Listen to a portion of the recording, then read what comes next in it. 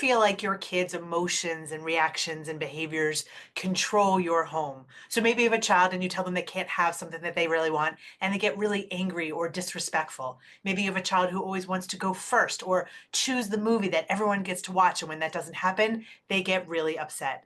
My name is Rachel Bailey, and I work with parents who are raising children who feel things strongly and who may have these big reactions. And I teach what I call leadership parenting strategies, because when you become a leader parent, emotions and behaviors and reactions will no longer control your home. I don't just teach these strategies because it would be nice if these emotions didn't control your home, although that's certainly true. I actually teach these strategies because kids actually have a really hard time themselves when their emotions or behaviors or reactions control their home. And it might not look like this is the case, but it is, even for kids who seem like they want control over what's happening. So I actually want to show you what I mean by this by looking at an example of a child named Nick, who tends to have quote unquote bossy behavior. He likes to tell others what to do. And I'm going to show you a diary entry that comes from his perspective that's going to show that he actually doesn't want to control situations, that there's actually something else going on. And the truth is, if you want things to change, if you have a child who is bossy and you don't want them controlling situations, you have to understand what is really going on for them underneath their behavior. So here is a hypothetical diary entry from this child named Nick who has bossy behavior. He might say something like this: "Today we were at my cousin's house and we were playing a game. My team was winning and it felt so amazing.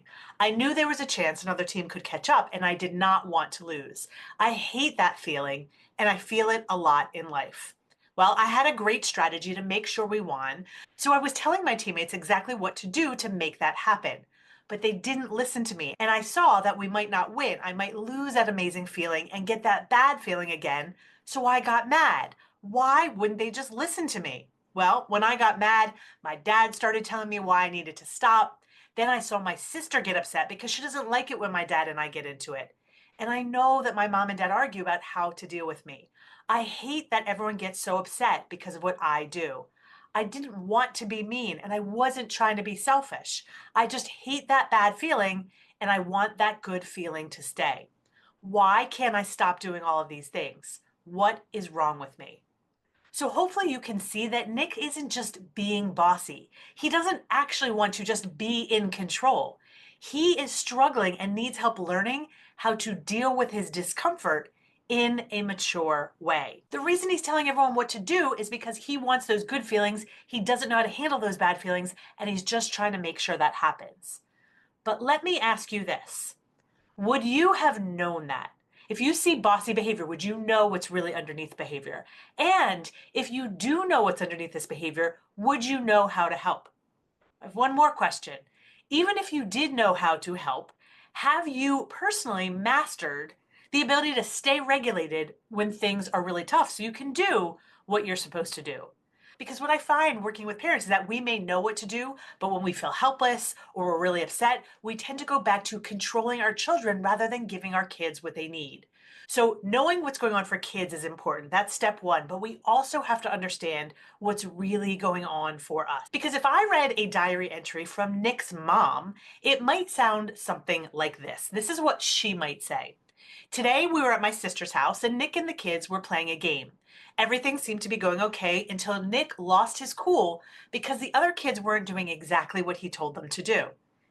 Then my husband started yelling at Nick to stop being so controlling, and Nick's sister started to get upset that Nick was getting in trouble, and everything was a mess. It was so embarrassing. Why does this always happen? My husband's yelling never works, but he does it anyway. And it's not like I'm perfect, but at least I know that Nick isn't trying to be mean when he tells other kids what to do. I just don't know how to help Nick do better, especially when other people are watching and judging us. When I'm that upset, it seems impossible to be respectful to what Nick's going through when he's clearly causing the issue. Will things ever get better?" Now, you may relate to parts of what this parent says as well. And this is where leadership parenting comes in. So you learn to be a leader parent. Because when you are a leader parent, emotions and reactions will not control your home.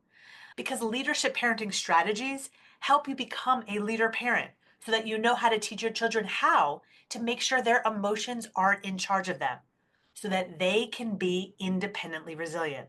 It is not your job to control your children.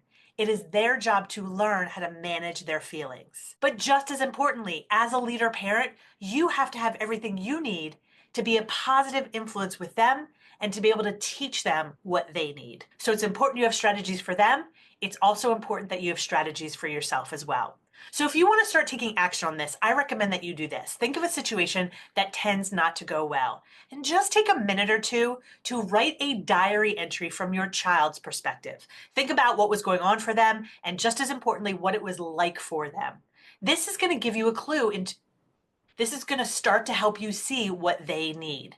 And then do the same thing for yourself. Take a moment or two to write a diary entry from your perspective, because that's going to tell you what you need. And I really encourage you, when you decide what you need, to emphasize what is in your control to give yourself.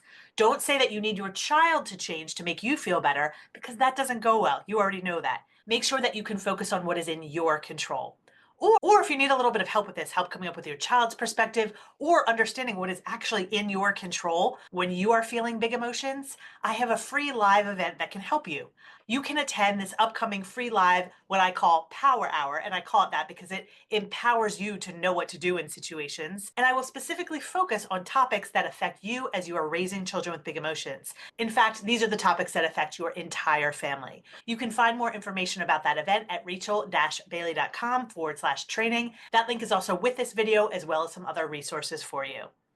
Here's to understanding what our kids need and what we need so we can have more peace in the short run and we can raise independently resilient kids in the long run.